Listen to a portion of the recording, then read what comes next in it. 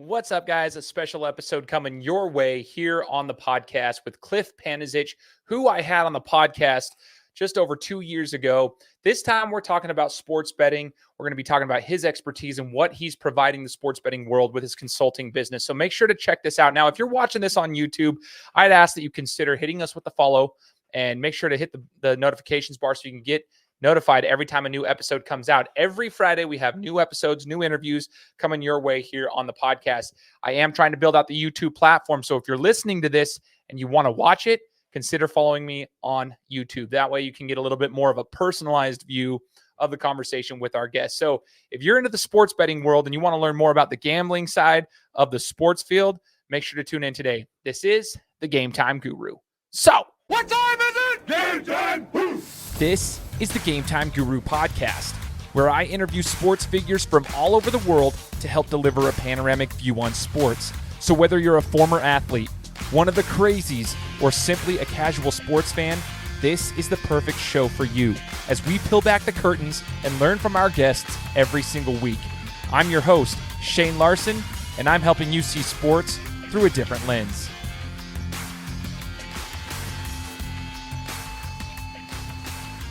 What's up, everyone? Welcome out to another episode of the Gametime Guru podcast. Exciting interview today. Guys, if you flash back to episode 257 of the podcast, this is episode 376. If you go back over 100 episodes, I had our guest Cliff Panezich on the show to chat about his experience. And as you guys, I'll put a link here in the description here, but we talked about his whole background as a baseball player, but also he was the guy, the minds behind Operation Stolen Base. Now, Operation Stolen Base, you guys can go listen to the episode about what that's all about. He also has a podcast series that is out now and is live about the entire thing. So I'll also put that in the description here. I want you guys to hear more about that. But Cliff is back on the podcast. He and I have been chatting back and forth the last 2 years or so, just kind of keeping an eye on each other, seeing what each other are doing. I've been following his story, kind of seeing what he's been doing since he's been out and doing his thing. And so now, Cliff, you're back into you're into the sports betting sphere, right? And we're going to be talking about that. So first and foremost, Cliff, welcome back to the show. Excited to have you on here, man. Man, I'm excited to be back. It's hard to believe our first interview was that long ago, but it was pretty much on the heels of me coming home. So it had to be roughly about 2 years ago, huh? Yeah, man. So the funny thing about that is when we connected this week just to say, hey, can we get another podcast going again? I thought about it. When I first saw you, it was just for record, for those who are tuning in and you guys haven't been following me for this long, maybe you're new to the show. I found Cliff on TikTok of all things. I was like kind of following TikTok. He popped up on my For You page and you had just gotten out, but you were still in your is it a halfway? I don't even know what they call it. What was the house in Ohio that you were at? This is before you went out to Vegas. I can't remember. Yeah, right. So coming out of Ohio, they made me go through a halfway house for 6 months. So that's where I started my whole story. I got on TikTok and, I gained a following on there. And I was still technically in my prison sentence while I'm in the halfway house, but I'm going out to work and I'm making content, and that's how we crossed paths. So that's right. That's what it was, man. I just remember like chatting with you for a second and we were like, you were like, well, you couldn't do the interview yet because the timing of it, people in the house and stuff, there was no real privacy and stuff like that. So we had to coordinate times and everything, but that's how I found you. For those who are listening, that's crazy. That's the power of social media. But ever since then, I've had him on the podcast. We've, been able to keep an eye on what each other are doing. And I'm stoked to talk to you about the sports betting sphere. But real quick, before we do that, is there anything you wanted to say about, I just mentioned the podcast series of Operation Stolen Base that you guys have, that you guys, produced. Is there anything you wanted to say about it? I'll put it here in the description so people can see it. But what should we know about that before these listeners go and take a listen to it? Yeah, so obviously, man, I'm here today because we're going to talk about the sports gambling niche and sports betting and handicapping and everything. But it's a very well-produced, both sides of the story as far as Operation Stolen Base and My Crime. Obviously, they call Operation Stolen Base the largest sports memorabilia fraud in U.S. history. So I was the alleged mastermind of it. But it's a crazy story, and it digs into my life story, my background, how I, kind of crossed a line into a life. I don't want to say a life of crime, but just made some bad decisions and committed a white-collar crime on the heels of losing my professional baseball career due to injuries. So, but it's a very well-produced 8-episode podcast, releasing another episode each week. We're on episode 4 right now. But it really gives you the backstory and both sides of the story. So it's not one-sided. They have the prosecutor, they have the detective in there. So it's very well to, get my background and where I came from and kind of how I ended up, here right now today where I'm at. Heck yeah. I'll encourage you guys to go check that out. I'm going to check it out myself. I was pretty stoked upon hearing that this evening when we started recording. Cliff told me that right before the recording that it was out, and I'm stoked. So I'm going to listen to it. I believe everyone's story is important to hear. And knowing Cliff, I would encourage you guys to check this one out. So as we get into the sports betting sphere, Cliff, tell us, like, what's your business called right now that you're rocking and rolling with here? I mean, you're in Vegas, right? You're in Nevada right now. That's where you reside. Is that correct? Yeah, so I'm still in Las Vegas. I've been out here since 2013, minus my vacation back to Ohio for 6 years. Um, but yeah, I'm still out here, and the business I run now, I go by Cliff's Covers. But I use my real name, like use my real face. I'm not one of these guys that man, I'm hidden behind the screen, fake names, comments turned off or anything. Like what you see is what you get. And I'm confident in what my resume is and what I bring to the table in the industry, and in a very convoluted and toxic and scamming industry, I would have to say, which is pretty deflating, really. And that's kind of why I ventured and crossed over into the industry, because all the nonsense I've really seen. So, and so Cliff's Covers, let's put that up here. Cliff's Covers, if you guys check the bottom of the screen, Cliff's Covers is the name of the business. We're going to be chatting about the sports betting whole side of it, everything in between, everything, all of it. So here's the thing, Cliff. It's a subject for me that's kind of interesting. I mean, there was a time for about 10 years I was pretty heavily involved with sports gambling. I don't do it anymore, but I don't hate on anybody who does. I got out of that world for a little while. But during that time, I saw a lot of so-called experts come into the table charging asinine fees and they were losing people a lot of money. I had a lot of friends that lost a lot of money. In fact, I had friends of mine that were actually claiming to be experts themselves and doing the same thing. And I was like, man, so this is where I'm really interested to find out, like, what kind of separates you and your knowledge from those, because you just mentioned you don't hide behind a screen. There's some things here in the business that I want to talk about. But first and foremost, let's talk about the sports betting world. I mean, you were an athlete yourself for many, many years. You're a professional baseball player. Obviously you went into prison for a 6-year sentence in Ohio. Talk to us about the sports betting background, though. Were you always into sports gambling? Like, I know back then it wasn't legalized, but everybody could use Bovada and Bodog and all these things and get paid overseas. I'd had checks coming to me from the Philippines. Please don't hit me now. I mean, that's just the reality of it. Everybody was doing it. My question is, though, were you always into sports betting, or when did that actually start for you, I guess?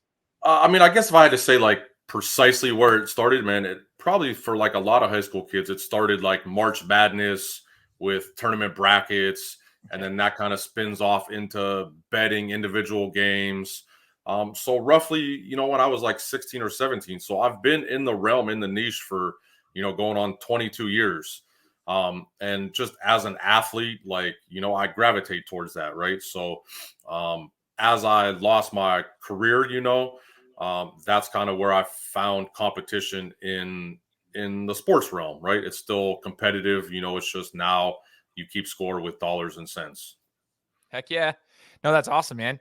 So remind me this, when you were in your prison, time, those 6 years, prison, there's a lot of gambling that goes on inside the prisons, especially on the sports front.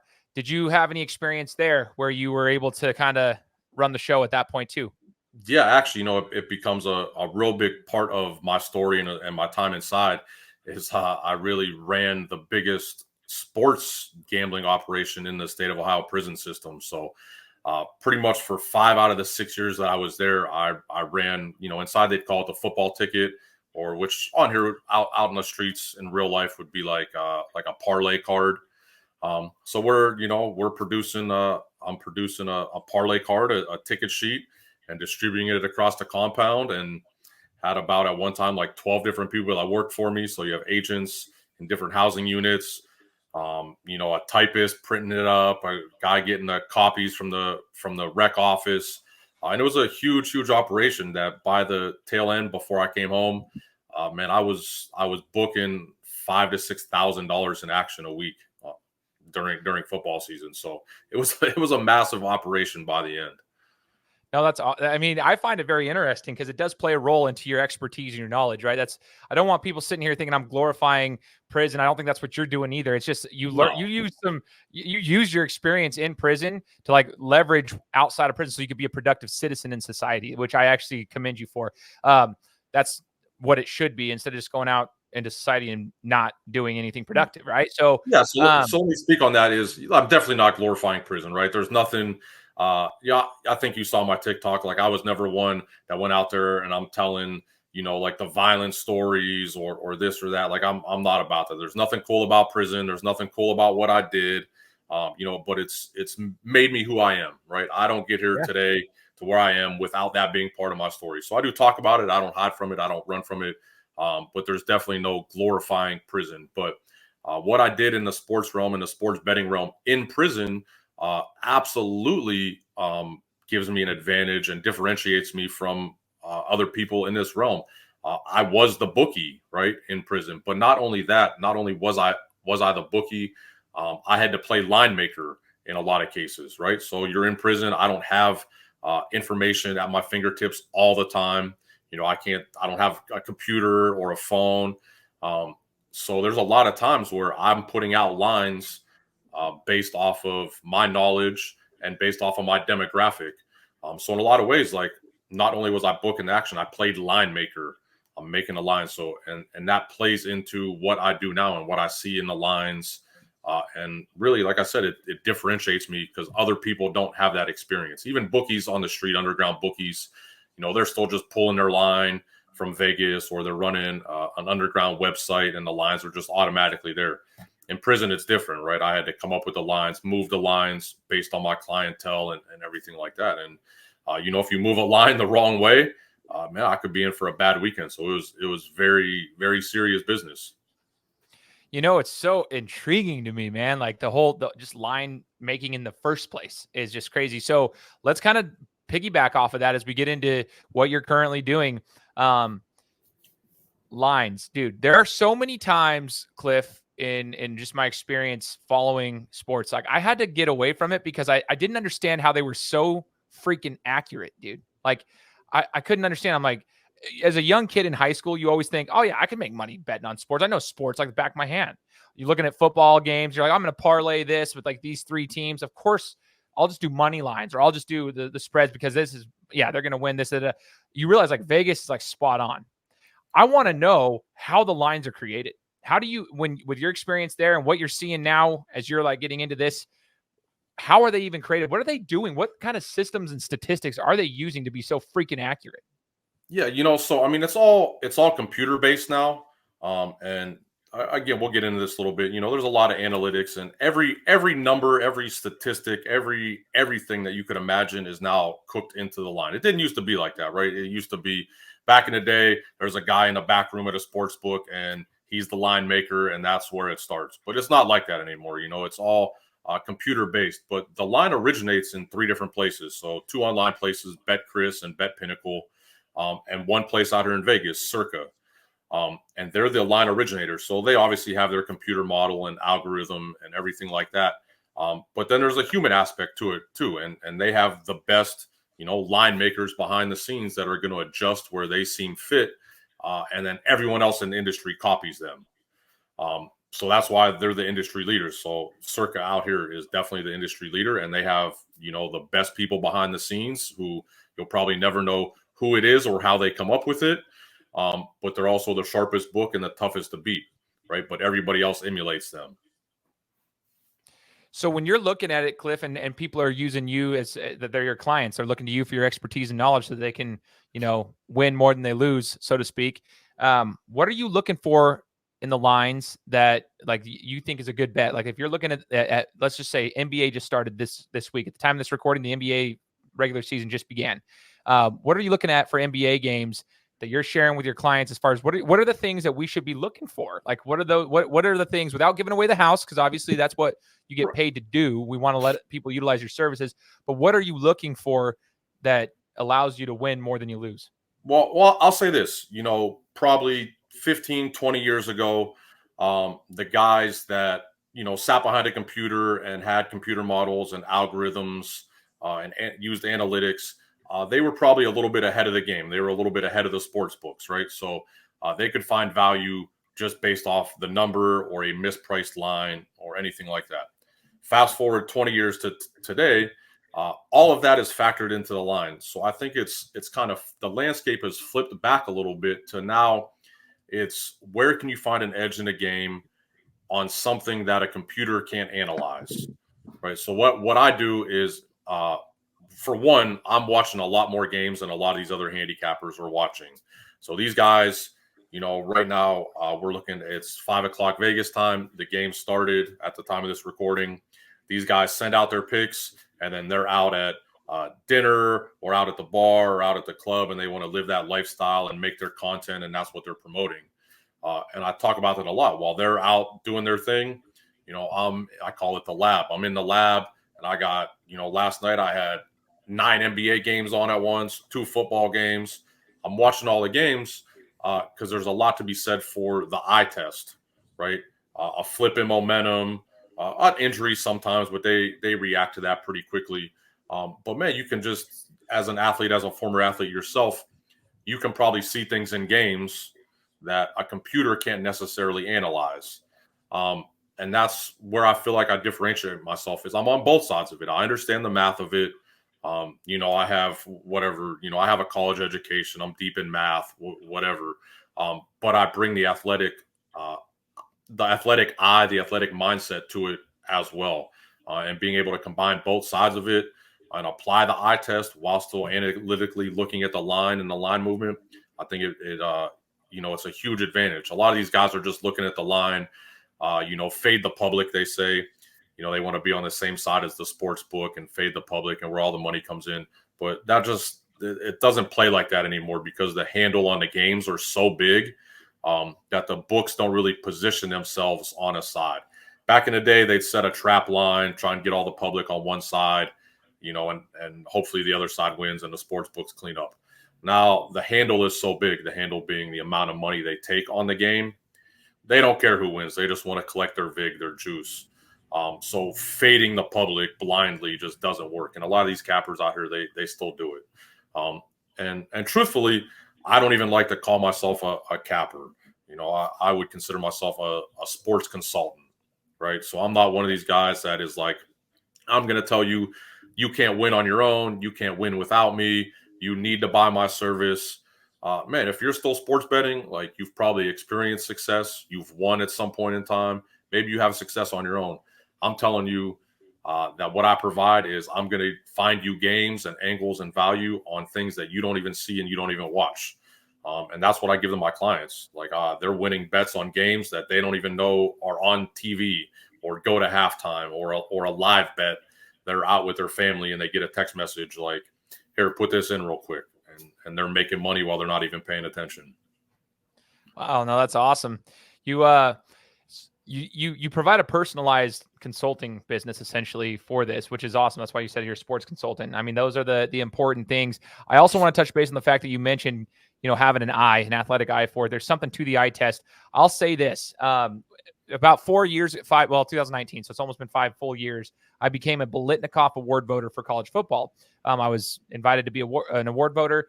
We vote on the best wide receiver in college football every year.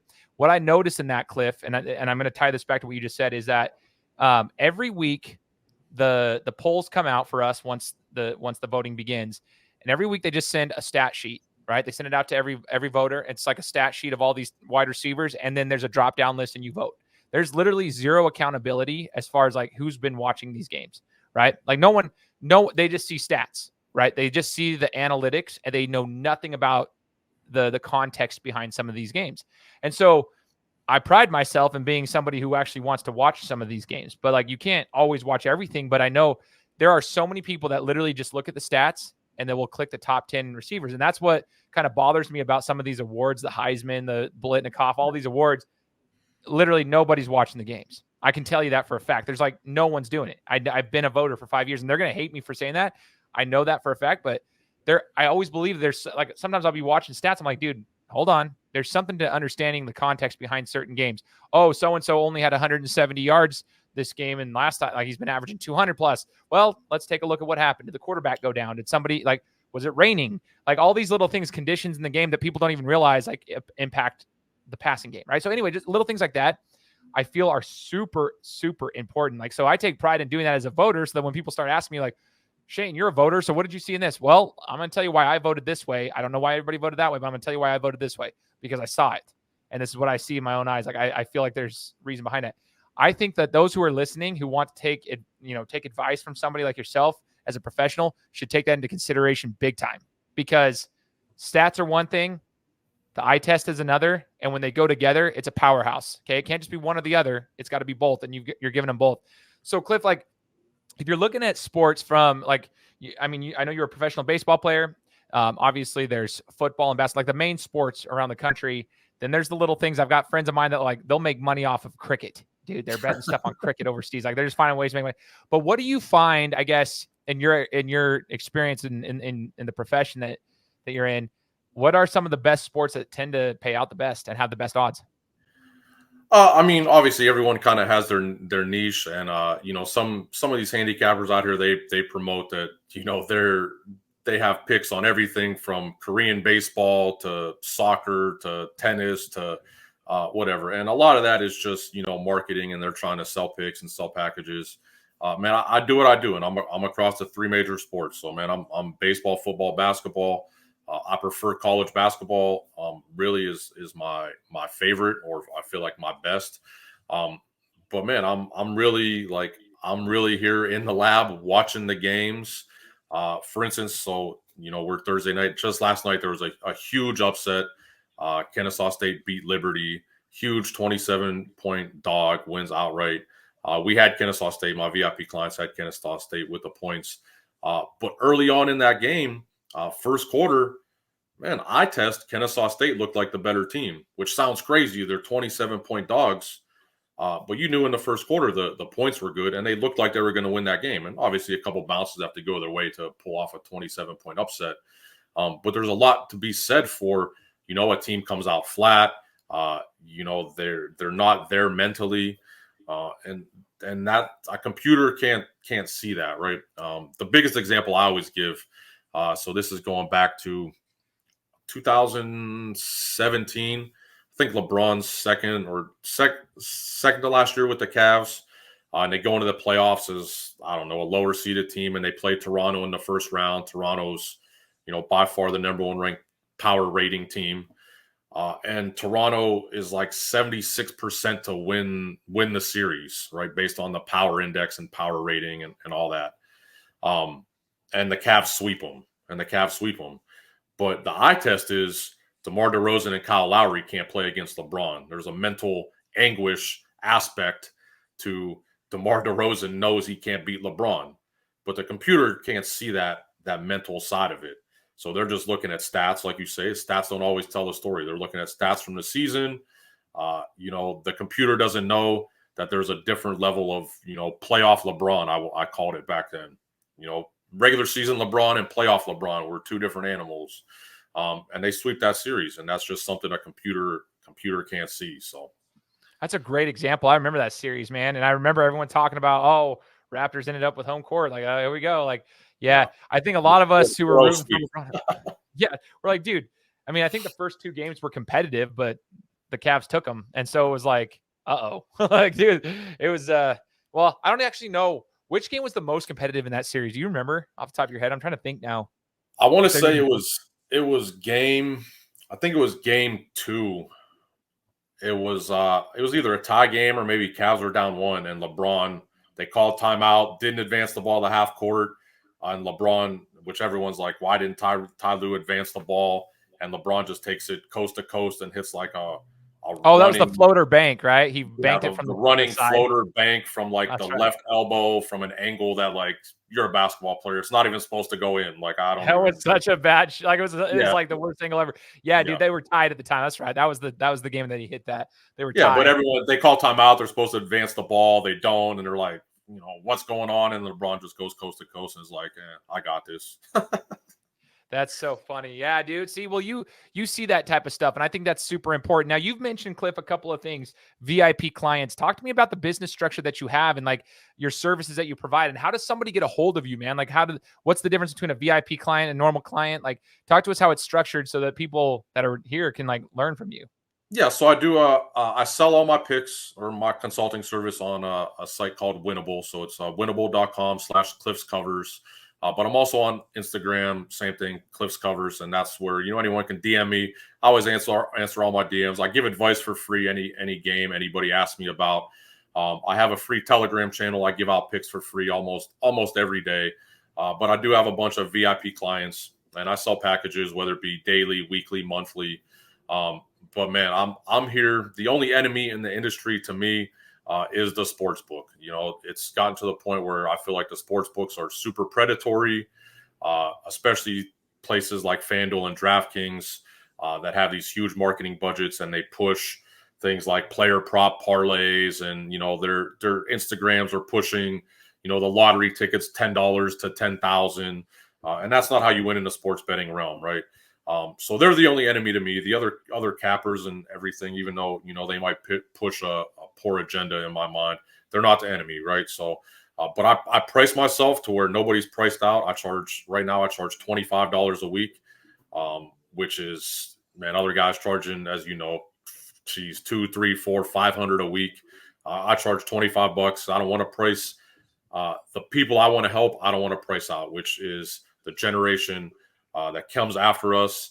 That I grew up in a different time where we learned gambling or sports betting, and it's just straight bets and over and unders. The next generation coming up has been force fed all this DraftKings, FanDuel, player prop nonsense, where they're playing with the math, they're playing with the numbers, giving you bad odds, and these kids don't even know it. And they're getting turned into addicted gamblers and putting themselves in debt, or even worse trouble, right? And that's the kind of people that not only I want to help, but I want to educate. And I do a lot of education on my page as well, as far as what the gambling lingo means, what the math behind it is.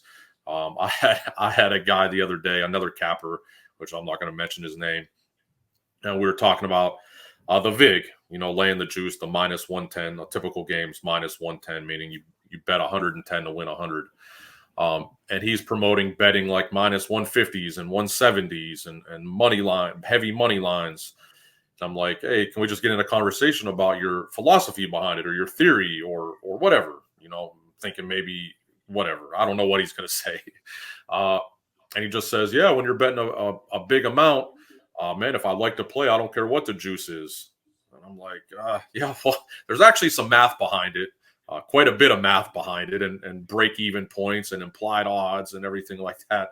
But hey, man, you do your thing. Unfortunately, like, he's selling packages and he's probably losing people money, which is the sad part about it. So, like I said, I price myself super competitively because I don't want to price anybody out, man. I give people free packages all the time, and anybody that hits me up in the DMs, man, to talk gambling or ask for advice, man, I'll turn nobody down. I really want to educate as much as I want to, like, help people win money and sell picks.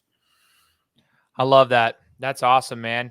Yeah, you definitely separate yourself from the rest of the pack by the way in which you conduct business, man. And I'm going to put it here in the description to show people, how they can get a hold of you. And I hope that they take advantage of your services, man, so they can see the difference in what you're providing them. I know it's a weird world though, because when people's money is at stake, I mean, they're out there, like, things get, like, people get heated. So how do you handle it? Like, you're not going to win every one of them. So how do you handle it when people don't win their money? Yeah, I mean, it's man, I probably, when I give out a losing pick, like, I probably take it harder that my clients have lost money than me losing my own personal money. And I think that differentiates myself a little bit too. Like, I take it personal. Man, I keep saying the lab. I'm in the lab. I'm watching the games. I'm on Instagram Live with a bunch of my clients. And I take it serious. And a lot of these other guys, man, they just want the lifestyle and the flash and be in the sports book or be out at the club. And yeah, sure, that looks good from a marketing standpoint. And 10 years ago, that's probably how I would have did it too, right? Like, being a young degenerate kid out here partying in Vegas. But that's not cool. There's nothing cool about it. Like that's just not the way to go about it. This is serious. You're dealing with people's money. And in a lot of cases, you're dealing with people that, I don't want to say life-changing money, but every dollar matters. Whether someone's betting $20, $50, or $5,000, it's still money and it matters to that person. And I take it very serious. And I'm lucky right now. I got a lot of clients that, they understand what I do and the work I put in, and they understand like winning 80-90% is not a real thing, even though other people are going to promote that. We're trying to be close to the 60% range, and they see the work I put in. And we've had a couple little down times. We've had a lot of good times, but man, we win more than we lose. That's what it comes down to. I love that.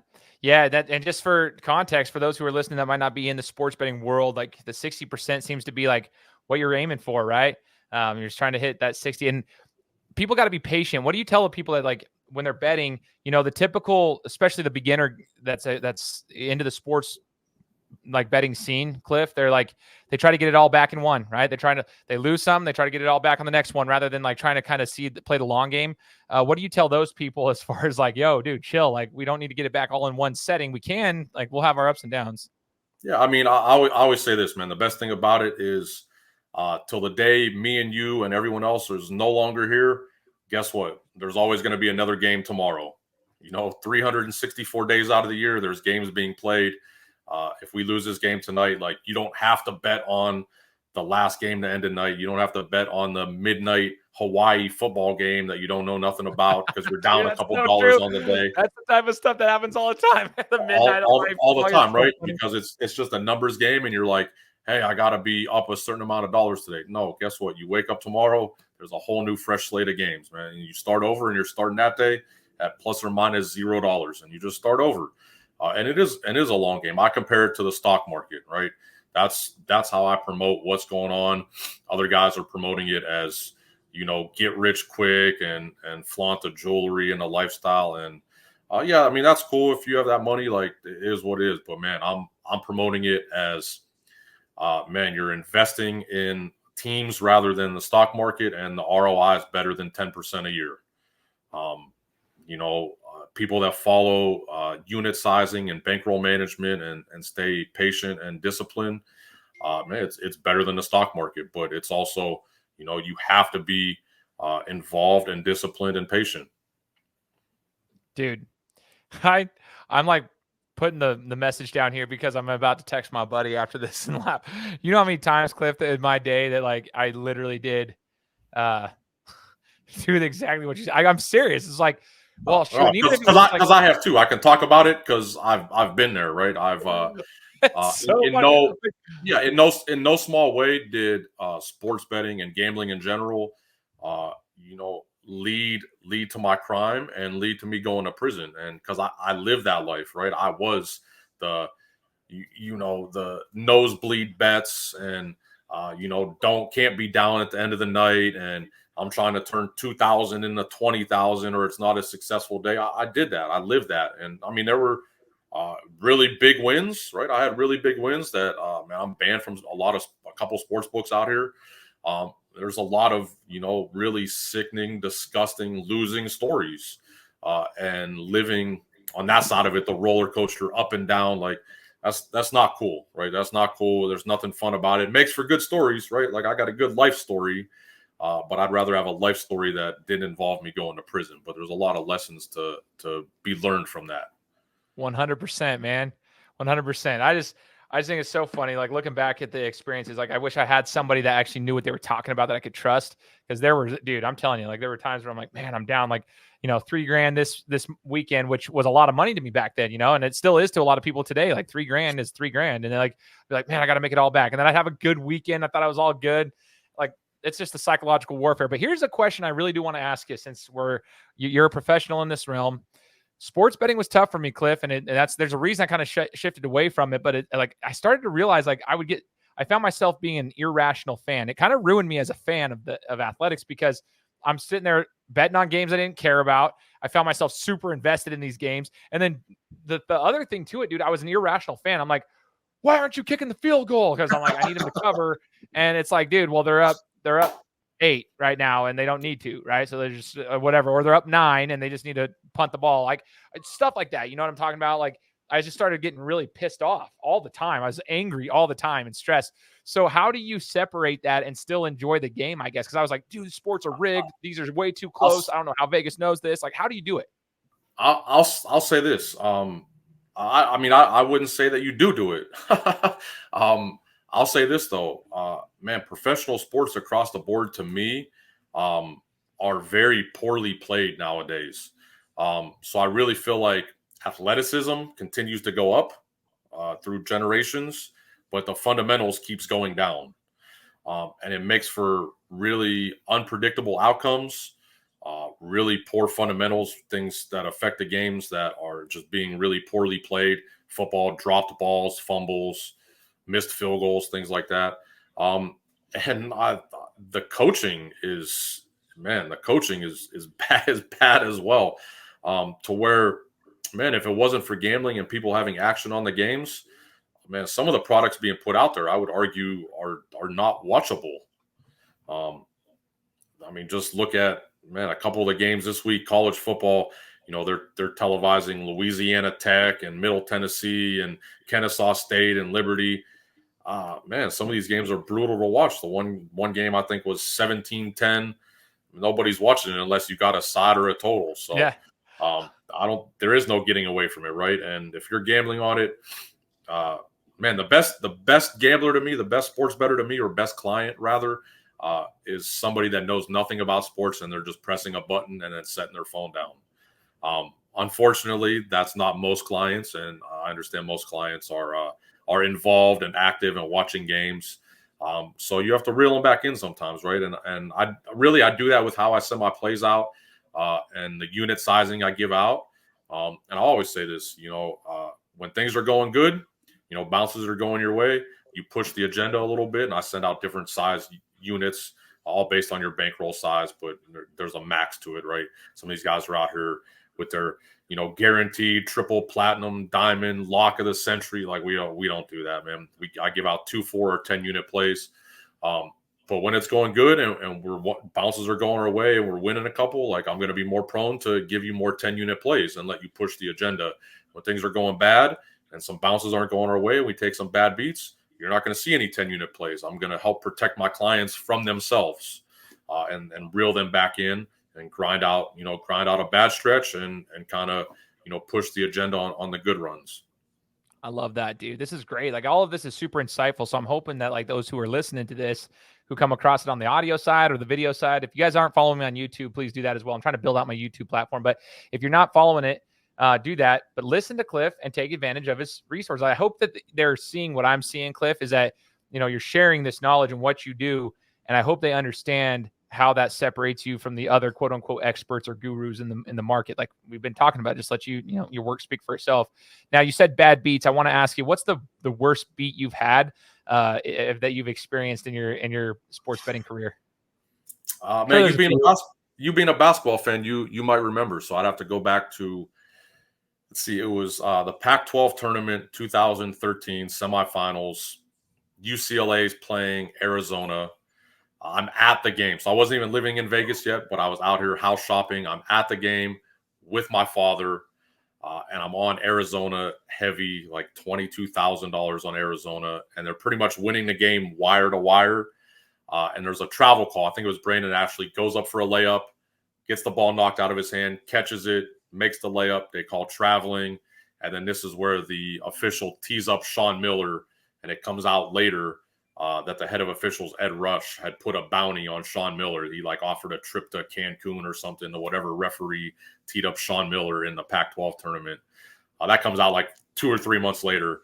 But just all in all, that's not the worst beat, physically, in a game, a bad bounce, but having an official on the take to tee up Sean Miller, in a crucial part of the game, and I'm at the game with a bundle of money on it, and I have to sit there.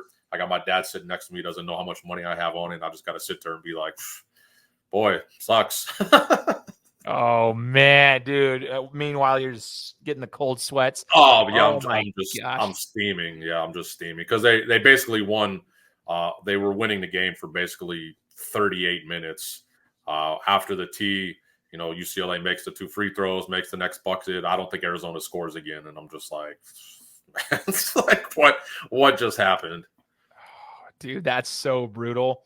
Yeah. Cliff, I want to touch base on this too. So, there you talked about referees. Tim Donaghy is a former NBA referee who was well known for his involvement in some of the corruption as a referee. He went to jail for it.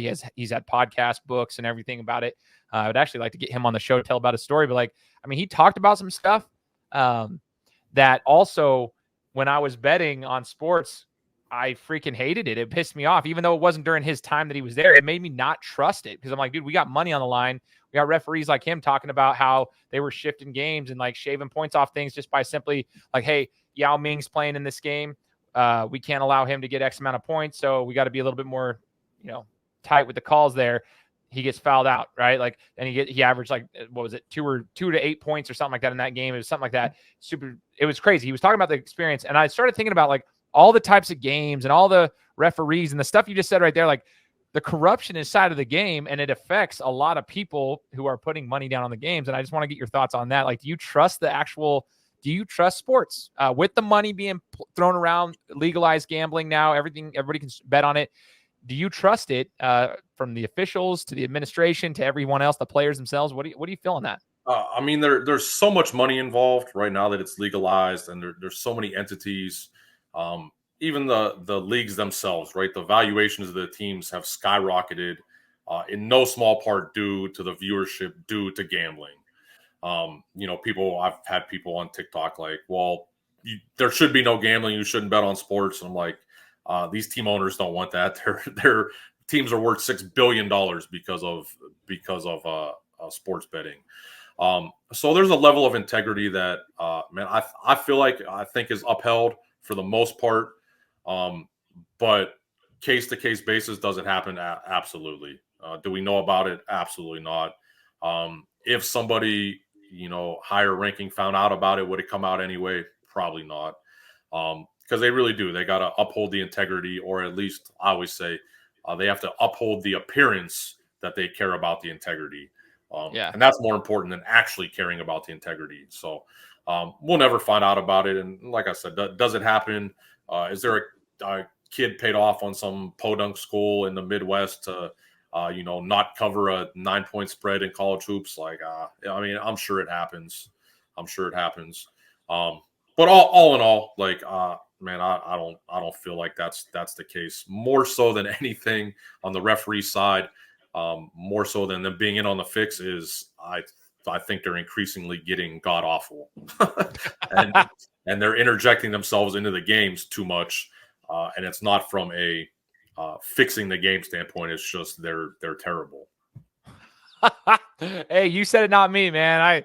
I found somebody who agrees with me. That's fantastic. I'm pretty vocal about my frustrations on that front. But Cliff, I asked you about bad beats. I just want to know, is there, as we wrap this one up, is there a good win that you've had that you'd like to, we always talk about that, but we want to promote your services. So is there a good win that was an upset or a success story that you have, whether it would be yourself? So I can't put a single win on it, but this is what led to me being banned from William Hill, which they've been sold to Caesars since, so they're not as big of their own entity. But back in 2014, when it happened, they were the biggest sports book in the world.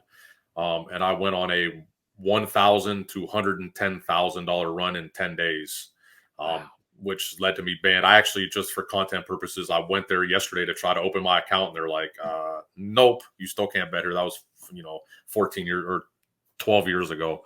And they're like, yeah, no, we're good. So that was the biggest. But yeah, it started on a Friday night, like a 3-0. Turned 1,000 into 4,000. Woke up on a Saturday and had like a 10-in-1 day on Saturday. Turned 4,000 into like 28, and then just won for 10 days straight. So it's pretty crazy.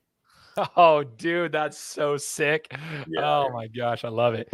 That's so dope. Well, what we'll do, Cliff, is we'll make sure to put this in the description, where to find you and everything. But before we wrap it up, is there anything you wanted to share with the audience in regards to the sports betting world?